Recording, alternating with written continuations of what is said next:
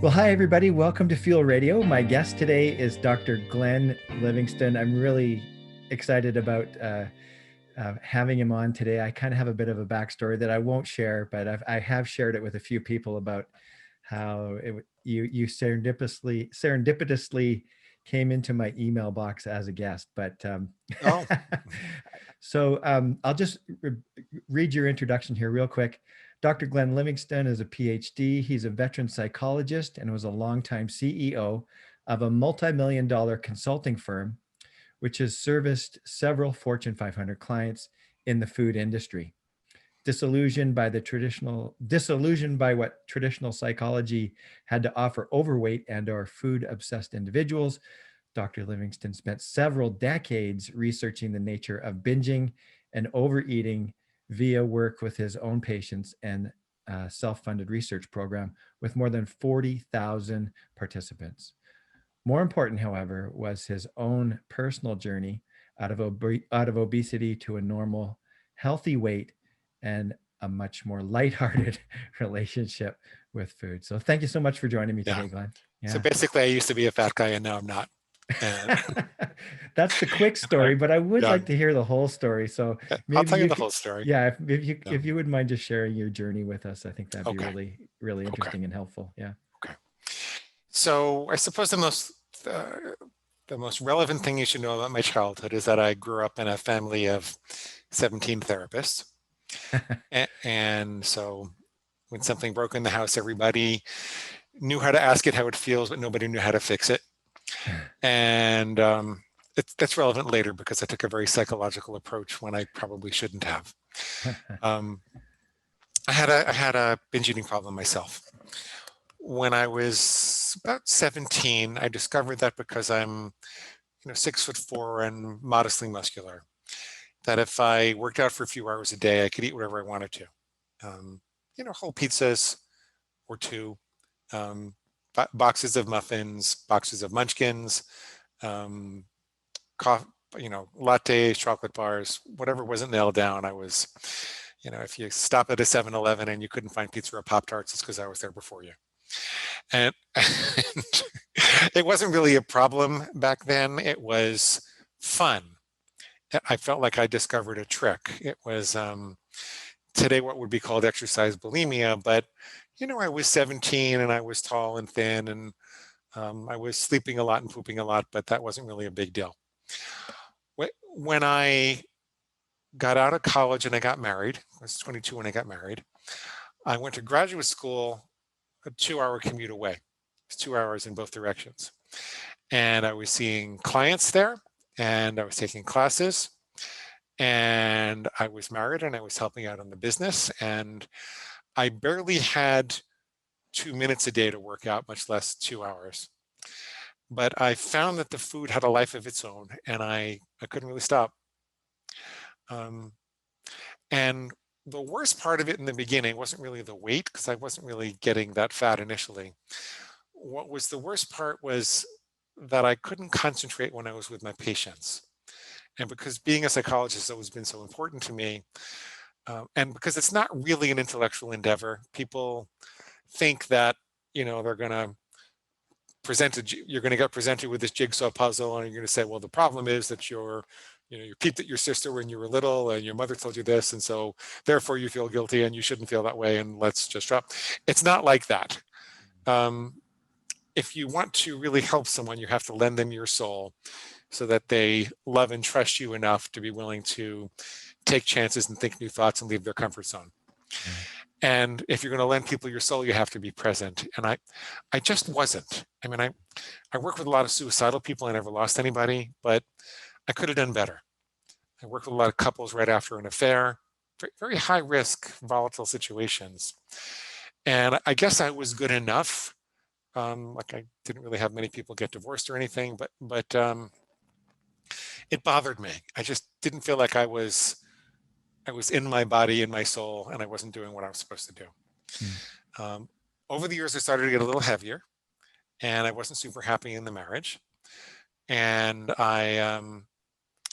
I figured that if you have a hammer, everything looks like a nail. And since I was a psychologist, I figured this must be a psychological problem. And if I could fill the hole in my heart, that I won't have to fill the hole in my stomach. So I went looking for, how do I fill the hole in my heart? And I had a very soulful and spiritual journey doing that, but it didn't help me stop binge eating.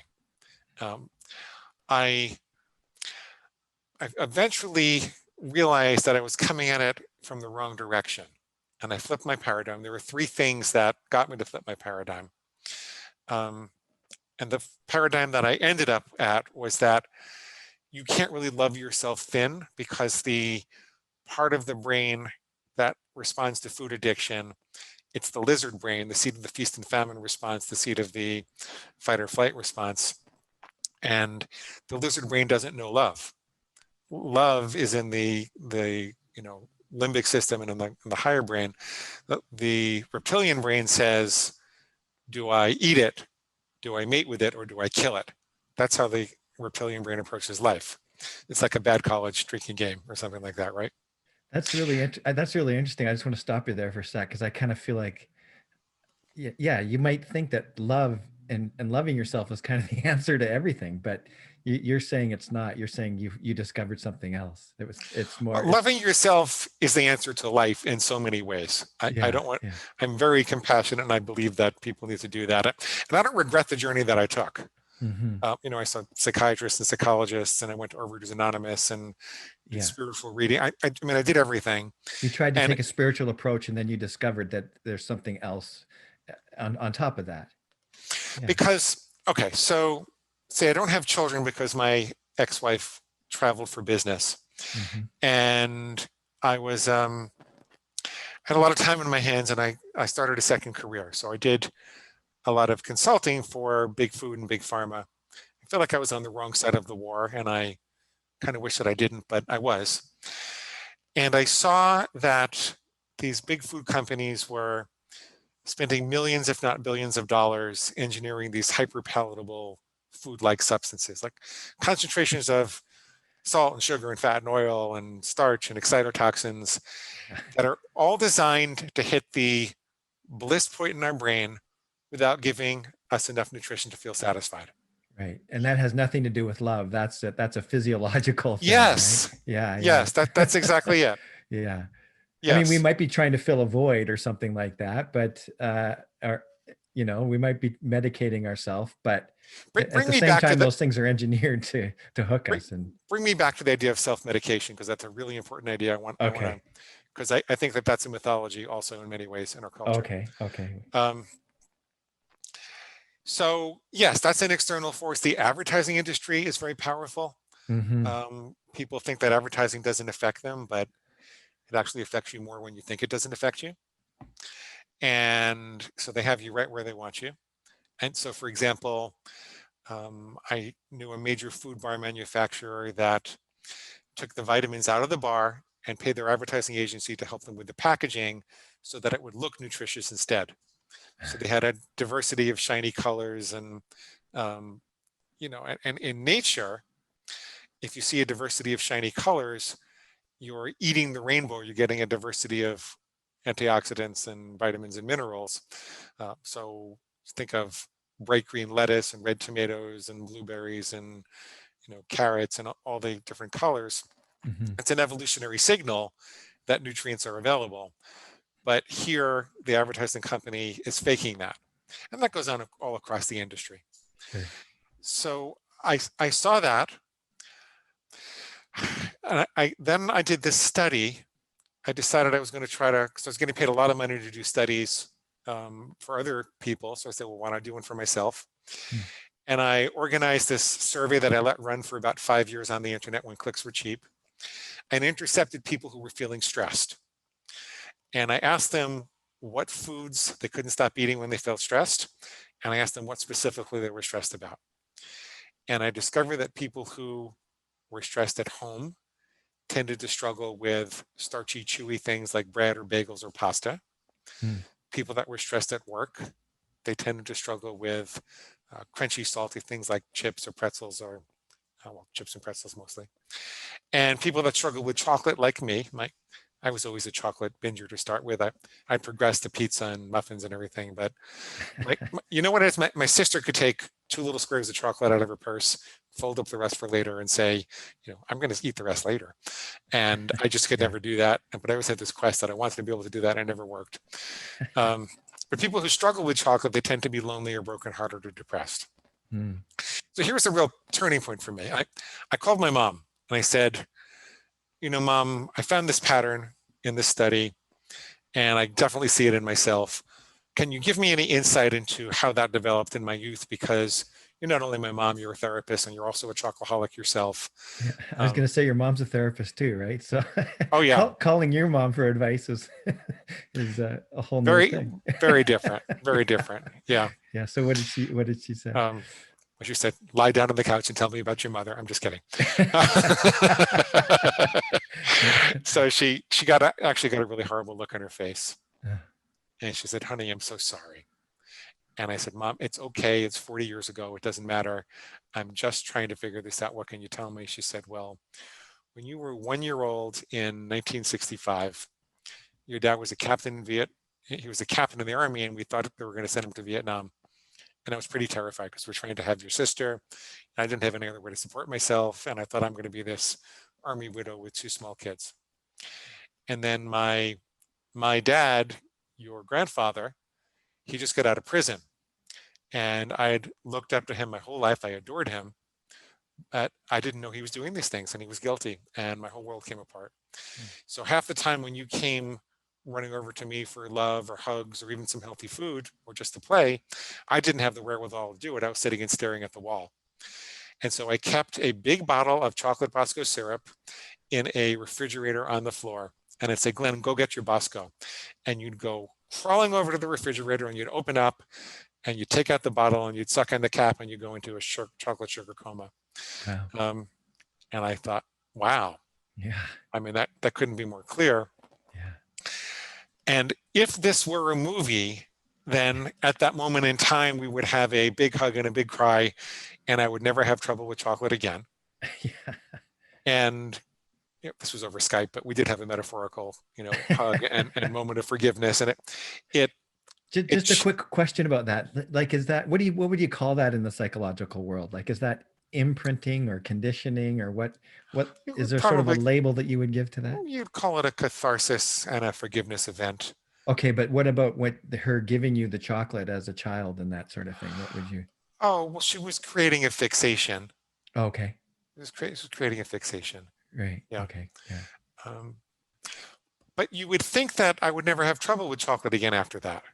You think after the cathartic event. Yeah. And it was cathartic. I forgave myself at that point. I forgave my mother. I learned all kinds of things about her I never would have learned if I didn't have the conversation. Mm-hmm. But my binge eating got worse, especially with chocolate. And the reason it got worse was there was this voice in my head, and it went something like this. You know what, Glenn, you're right. Our mama didn't love us enough. And until you can find the love of your life and get out of this marriage, you're going to have to keep on binging on chocolate. Let's go get some right now. Yippee! Yeah. And then I started to think, and I said, now, wait a minute. This is just a biological urge to overeat. It's obviously generated inside me by some organ. I know now it's the lizard brain. And there are other organs in my body that I've learned to control that generate very powerful urges. If I had to pee right now very badly, my bladder would be telling me, Glenn, we gotta go, we gotta go, we gotta go. Mm-hmm. I would be telling my bladder, I understand, but I have to wait until after the interview's over because I'm in control. I'm not going to ignore you. I know there's an authentic need there, Sure. but I'm in control. When I see a beautiful woman on the street, I don't run up and kiss her. Mm-hmm. There's a time and a place, and I'm actually still a little shy, so I don't really approach people in the street. but you know what I mean? Like my reproductive organs are producing a very powerful urge that I take responsibility and control over. So why can't this be any different? Why can't I be like the alpha wolf of my body and understand that my lizard brain is challenging me for control? And when an alpha wolf is challenged for control in the pack, it doesn't go, oh my goodness, someone needs a hug. Let me love and nurture you so you feel better. It says, snarls and it growls and it says, get back in line or I'll kill you. Yeah. And so I realized I was going to have to be an alpha wolf, that I was looking at this the whole wrong way. Now, this part's a little embarrassing for a sophisticated psychologist who's done all the things that I've done. But what I did at that point is I decided I was going to make very clear lines between healthy and unhealthy eating behavior. So I started with chocolate and I said, I will never eat chocolate on a weekday again. I'll only ever have it on a Saturday and Sunday.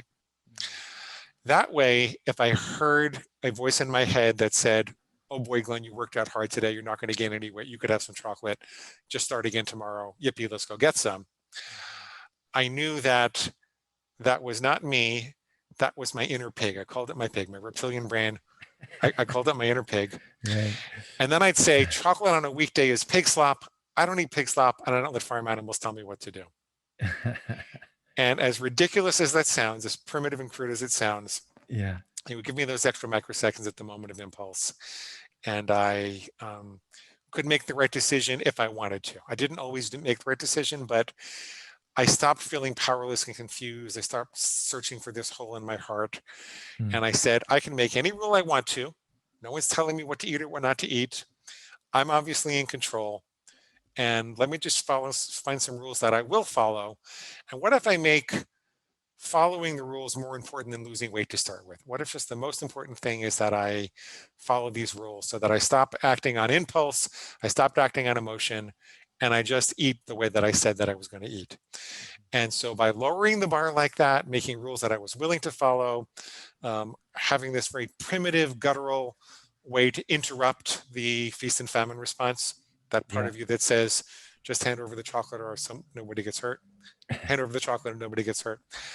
Putting that together, I slowly but surely started to get control over myself. And I had ballooned up to almost 280 pounds and my triglycerides were, over 1,000. It was never a straight line. I was up and down, but that was my top weight. Yeah. And I started to get control. And I kept the journal for 8 years, me versus my inner pig, all the different things it said and why it was wrong.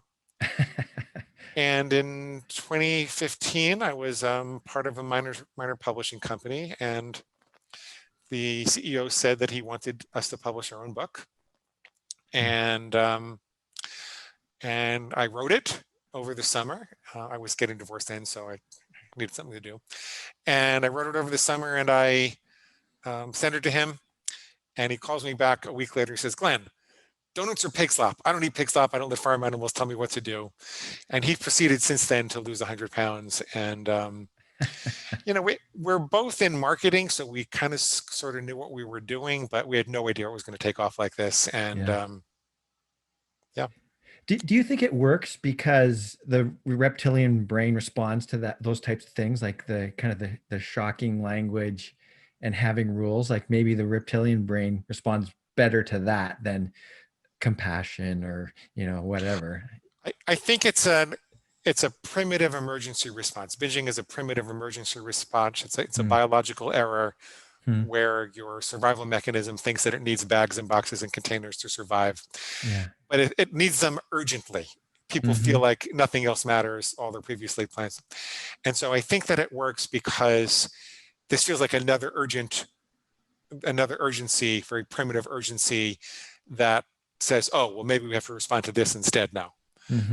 I think that's why it works. I think it pulls from one emergency to the next, and then it wakes you up and you remember who you are and what you want to do. We've subsequently added a whole bunch of other techniques to help you move to your upper brain, but that's why I think it works. Yeah, cool.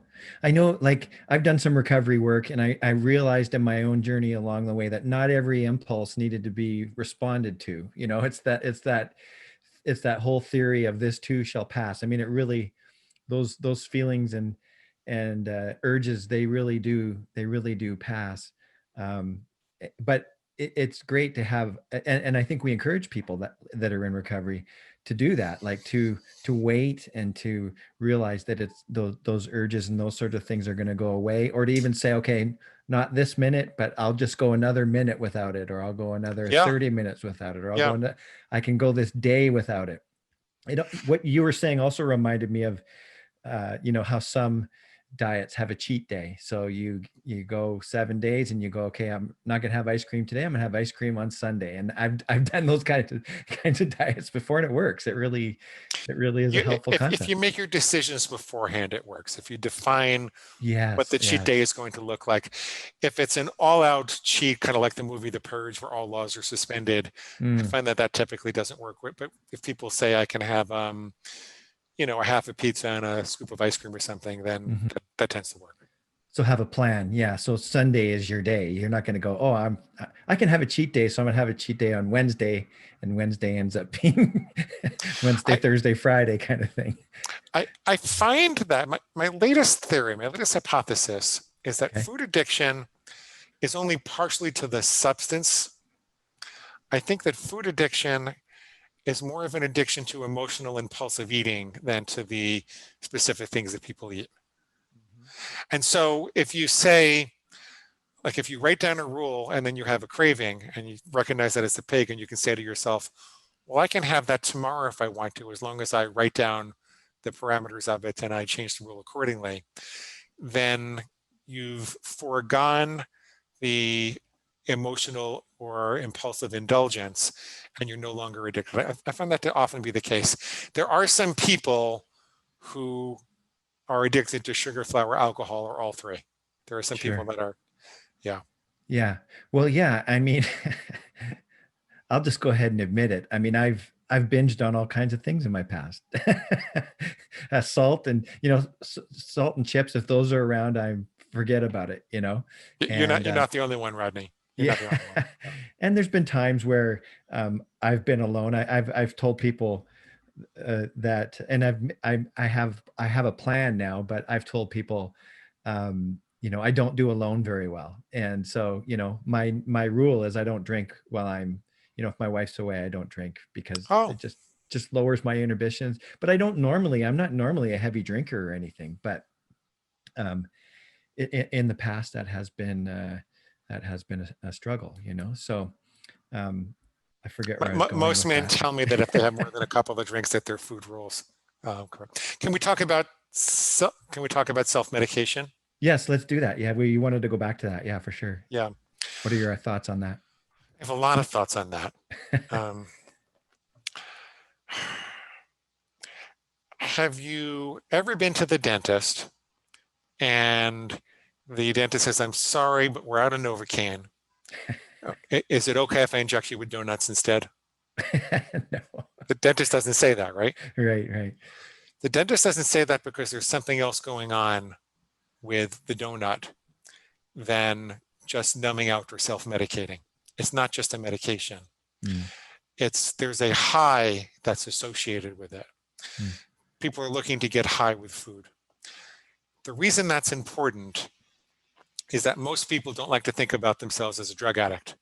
right. And so when you say, I'm just numbing out, I'm just comforting myself, I'm just medicating myself, you're actually setting yourself up for the pig to say, you deserve some medication. You really had a hard day. You're in pain. This is emotionally difficult. It would be difficult for anybody. You deserve it. Come on, you don't want to be a harsh guy, do you? But if you say, I want to get high with food, they go, I don't want to be that person anymore. So that's important. Sure.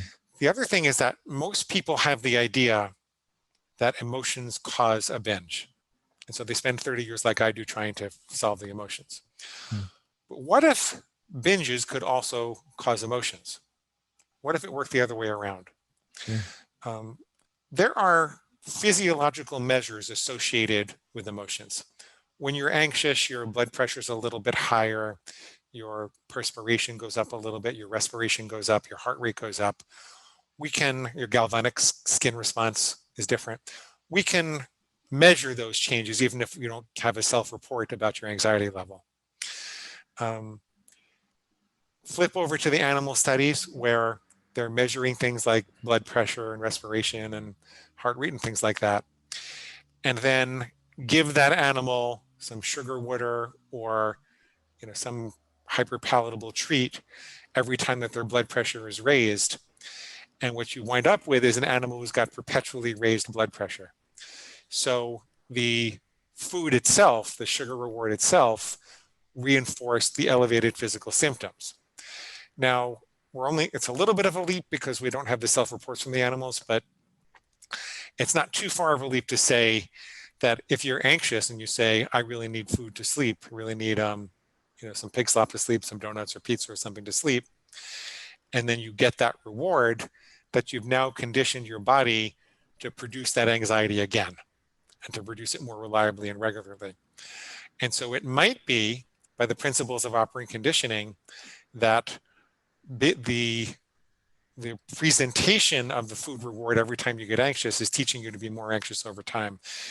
There's a slight diminution of the anxiety when you eat itself, because when the body is busy digesting food or over digesting food, then the nervous system doesn't have the same amount of energy to conduct the emotions. So you're not as aware of what's going on, but you're still reinforcing in that loop. And the last thing is, if you think of the emotions like a fire, you could have a roaring fire in a well-contained fireplace. And that's not a liability, that's an asset if the fireplace is well-contained. It becomes the center of hearth and home. People gather around it and they cry and they hug and they laugh and they tell stories. We create memories. When the fireplace is faulty, then even one ash can get out and burn down the house. Now, what if I told you that it's easier to build a successful fireplace and patch up your fireplace than it is to put out the fire?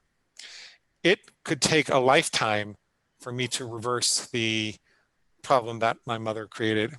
I don't blame her for it. She was going through a really hard time herself, but that loneliness or sense of a hole in my heart, that can take a lifetime to reverse. I mean, I'm still single. I don't have the love of my life next to me. I'm much, much better. But if I were to wait until I solved that problem before I stopped binging, I would never stop binging. Right. But when I recognize that the pig is trying to poke holes in my fireplace, and I built a more sturdy fireplace so that that voice of irrational justification can't get through, then, okay, so I've got the fire. Then when the fire is safely contained, it's easier to look at it, easier to work on with a therapist. So you actually make more progress in therapy if you stop putting the cart before the horse. You take the practical measures that you need to take in order to stop yourself from binging, then you can work on the emotions after that. So a lot of things are the opposite of the way that people think that they are. Yeah. It does remind me a lot of addiction work, though. Like enact some of the behaviors first, and then the feelings, and like you say, put up the walls, build a container, and some of the you can work on the feelings and I think the phrase is you act your way into right thinking. You don't think your way into right acting. Exactly. That's right. Yeah, for sure. And I wonder if you could say a little bit more, because you've been in the marketing side of things, and as you were speaking, just that last little piece, it reminded me of, how it seems like media has this figured out, and advertising and the shows that we watch, or we go, just think about going to a movie theater. What do you do before you go in? You load up on pop, oily, greasy popcorn, and maybe Reese's pieces or whatever, and pop, and then you go in, and it kind of comforts you during the movie or whatever. But it seems like I wonder, I think there actually is kind of a bit, it's not a really, I don't think people are sharing all of this information together, but maybe you could just comment on that. Like, it just seems like we're being manipulated.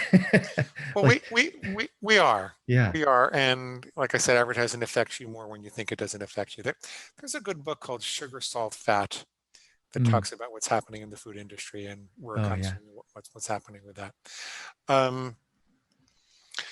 The other thing that the advertising industry is doing is they're beaming 5,000 to 7,000 messages at us every year about food over the airwaves and the internet, and maybe a half dozen of them are about fruits and vegetables. Mhm. And they are also adapting to this constant overstimulation of our visual and auditory senses. And they make us, people are accustomed to living in screens where there are car chases and naked women and scene changes every 5 seconds, where it used to be every 15 or something like that. Those aren't the right numbers, but Right. get the Things are idea. flashing before us really fast. Yeah. Yeah. And so that goes along with the overstimulation of our gustatory senses, of our taste buds and our taste pleasure centers. And the impact of that is that when you withdraw from eating bags and boxes and containers and making some fat cat in a white suit with a mustache laugh all the way to the bank every time you do, when you start to withdraw from that, you think there's something wrong. Life feels incredibly boring.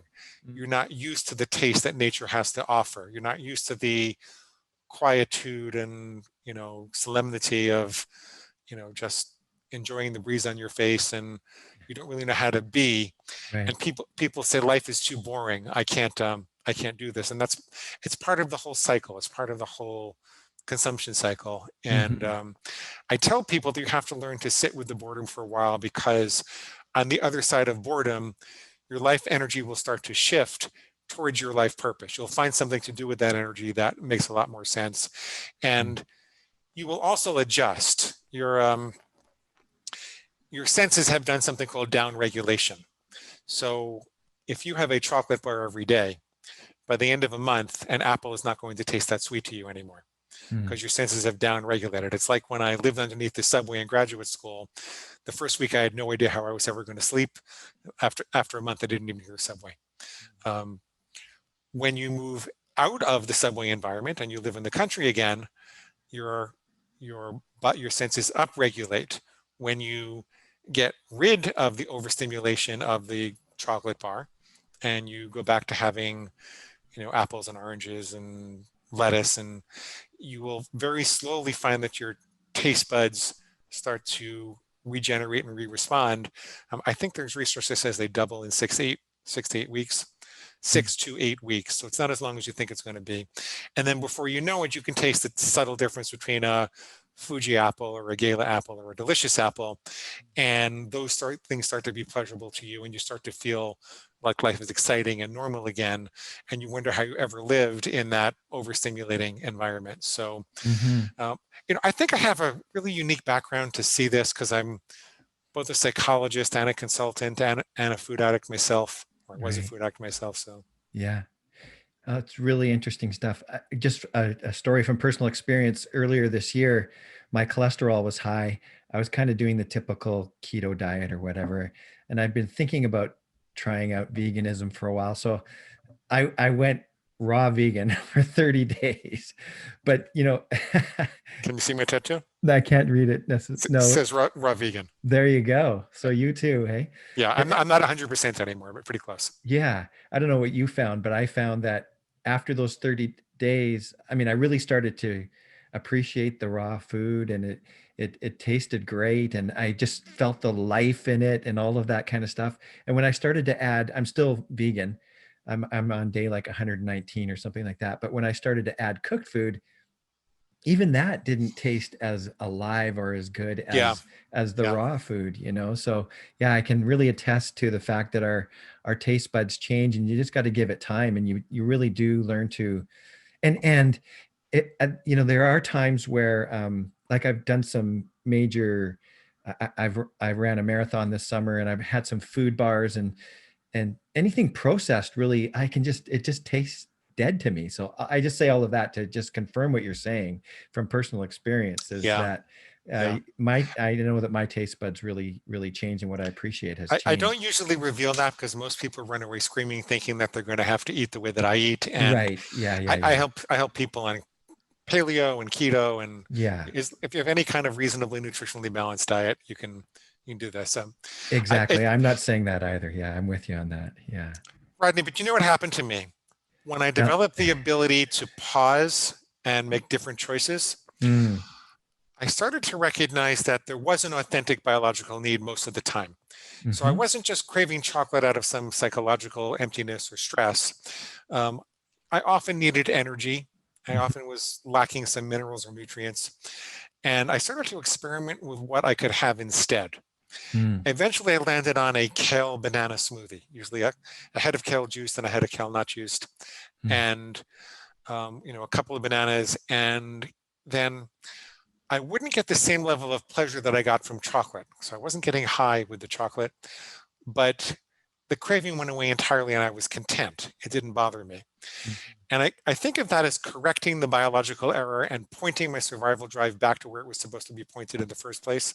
And I think that's an inherent part of the recovery process. It's not just that you avoid the bags and boxes and containers or whatever it is that's dogging you, but you ask yourself, what does your body authentically need? Sometimes it doesn't. Sometimes you can just say, well, it's okay to be hungry sometimes. And, I can Yeah. enjoy my hunger as a sign of mastery, but I find more often than not my body actually needs something. That's great. That's a great tip. And just as we wrap up, do you have any other sort of tips for us? I mean, um, you might go back to the talking to your pig or whatever, but do you have a couple of tips for us just as we close Well, here? the easiest way to get started is with a low bar. If you come up with one simple rule, Mm, one simple rule, maybe it's I never go back for seconds. Maybe it's I always put my fork down between bites. mm, Maybe it's I never go to bed without writing a hypothetical food plan for the next day. Whatever you think would make a difference and turn your ship around without being too burdensome. And when I ask people to take a breath and think about it, everybody knows what would be not so burdensome for them. Make one simple rule and then watch yourself try to break it. Listen to that. You don't have to call it a pig. You can call it a food monster or mhm. your inner food enemy, whatever you want to call it. And listen to, for me, it's a pig. Listen to your pig try to get you to break it by squealing. Write down what it's saying and then figure out why what it's saying is wrong. So for example, if the pig says it'll be just as easy to start tomorrow, you might as well binge today. The truth is that by the principle of neuroplasticity, when we have a craving and we indulge it today, that craving will be stronger tomorrow because we're either always reinforcing or extinguishing those patterns. So it'll actually be harder to start tomorrow if you eat today. If you're in a hole, stop digging. Mm. So write down what your pig says, write down why it's wrong. Um, and slowly but surely you'll get the idea. There's a lot more to it. I've got some free things that'll help you. But that's what I would suggest. Great. I like that. So one simple rule. I mean, just as you say that, it just feels like I can breathe a little bit. Like I think people like, you've got the raw vegan tattoo on, and making these changes sometimes for some people is like, oh, that's just too much. But if you start with one simple thing, that's such a good point. And then watch yourself try and break it, write that down, and figure out why it's wrong. That's really good stuff. And I'm sure there's more to it than that. And you have something that you want to offer our listeners. Well, I want to give you a free copy of the book. If you Excellent. go to neverbingeagain.com and click on the big red button, you can get a free copy in Kindle, Nook, or PDF format. It also comes with if you do it that way, it comes with a set of food plan starter templates. So for every dietary philosophy, we came up with a sample set of rules. You need to take responsibility for modifying them for yourself. But whether you're, low carb or high carb or vegan or carnivorous or point counters or calorie counters, it doesn't really matter. We Mhm. showed you some sample rules that might work for you. And I recorded a whole bunch of full-length coaching sessions because I know this sounds really weird in principle and the abstract. You think, why does Rodney have this psychologist on with a pig inside of him? I don't really understand. But in implementation, it's a very compassionate process, which brings people from feeling powerless and confused and hopeless to feeling excited and powerful and enthusiastic. And so at neverbingeagain.com, click the big red button.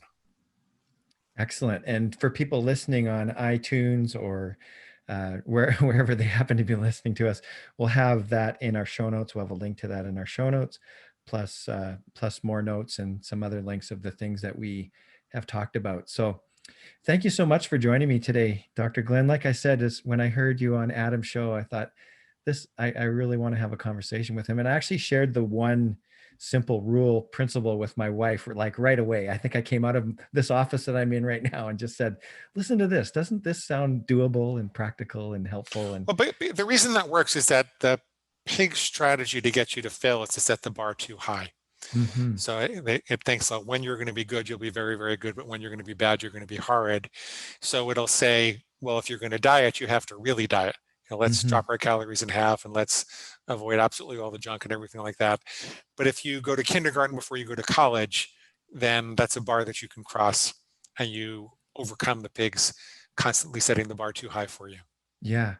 And the other thing I want to reiterate that you said is just to focus on the rule then. Focus on the rule and and writing it down and doing those things rather than what the scale might be saying. Like that's important to watch that, but you're focusing on something else rather And than the weight. you can keep a journal of non-scale victories also. You can write Hmm. down what happens to your digestion and your skin and your confidence and your mental well-being and your relationships with other people and your presence at work and all of the benefits that accrue when you take control of your impulses and emotions like that and stop stop the food behavior around one simple rule. You're going to start to appreciate how much this can do for you. Good stuff. So yeah, again, it's neverbingeagain.com. Thank you so much for your time today. Thanks, man. I really appreciate it. It was fun.